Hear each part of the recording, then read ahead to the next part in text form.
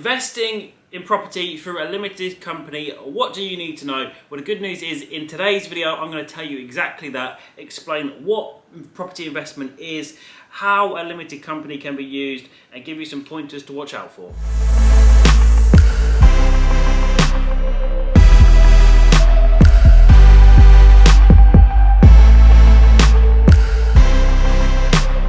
So, investing in property through a limited company. What does this mean? So I'm sure if you're new to property investing, or even if you've got experience and you've got a couple of properties in your own name, you probably want to know exactly what this means. Well, the good news is it's not too difficult. So investing in property is basically, fundamentally, there's loads of different kind of variations of it, but fundamentally it's where you buy a property and rent it out. So you'll buy a two-bedroom house, for instance, for £150,000. You would get a mortgage on it, usually at 75% loan to value and interest only. You'd pay your monthly mortgage payments, then you'd also you'd rent the property out, and then basically you would make money on the difference, less your expenses, your management fees and things like that. So in a nutshell, that's what property investment is. Historically, people did this in their own names because they wanted the income to live off. It was a great second source of income, and certainly for retirement, it was fantastic because you could basically rent these properties out, you get the properties, you can pay down the mortgages, and then when it comes to retirement, you've got, say, 5 or 10 properties completely mortgage free, and that's your retirement income. So it was very fantastic, and a lot of people enjoyed that.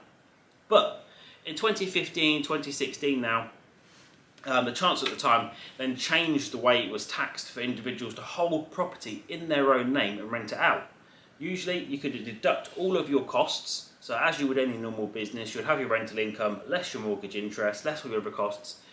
The end result, what you've got left essentially in your bank, would be your profit, and you'll pay tax on that. It was as simple as that.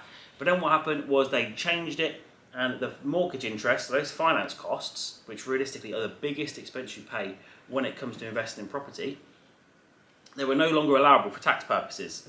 So you were getting no tax relief essentially for the vast majority of people on that mortgage interest, and as a result, most landlords were left massively out of pocket, and for some, property investment was no longer profitable. So what happened was people started to invest in limited companies. A limited company is a form of business entity registered at a company's house, so it's a separate legal entity. So that's the first thing to mention here, is that with a limited company, you personally do not own that property. It's the limited company that owns the property, and you just happen to be a shareholder of it. But of course you can sell your shares, you can give your shares away. So that limited company is its own legal entity, and it pays its own tax, it's got its own liabilities. So a limited company will pay corporation tax, it needs to file accounts at a company's house. So there's a lot more administrative requirements for a limited company than investing in your own name. But for a lot of people, especially high rate taxpayers, they've opted for this company structure because it makes tax sense to do so, where with a limited company, currently the corporation tax rate is 19%. If you're an additional rate taxpayer at 45%, with mortgage interest being disallowed, your effective tax rate could be 60, 70, 80% or so. So clearly a limited company there is the best choice for you. But that's not all there is to it. So of course, with a limited company and investing in property for a limited company, there are downsides. So all of these extra accounting requirements and those tax benefits come with it accountancy fees. They're a lot more complicated for a limited company. There's a lot more rules and regulations and requirements you have to follow, having your properties measured at the end of each accounting year, paying your accountants, surveyors, all of these kind of costs. And not to mention the big one, at the moment mortgages in limited companies are still more expensive than in your own name. So at the moment, mortgages in your own name, you could probably get sub 2%. In a limited company, you're looking at sub 3%. So, don't quote me on this, but you're looking at about 1% more expensive in a limited company than in your own name. So if you are looking to just have a couple of properties, or essentially you're basically not sure whether to get involved in property yet, you just want to kind of test your waters, dip your toes in the waters, that's where a limited company probably isn't the best way to invest in property, because you're going to be paying more in accountancy fees, higher mortgage interest because of the interest rates being higher for a limited company. And also with a limited company as well, you've got to factor in when you pull that money out, you're going to pay tax on that again. So limited company is a separate legal entity.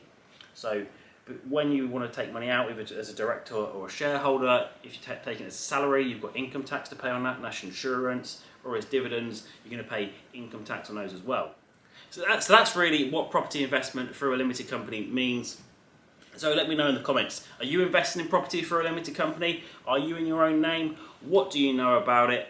End of the day, I'm investing for a limited company because it makes tax sense to do so. I've got other businesses, so using the money into the limited company, building up wealth that way. Let me know in the comments what you guys are doing, and otherwise, see you tomorrow.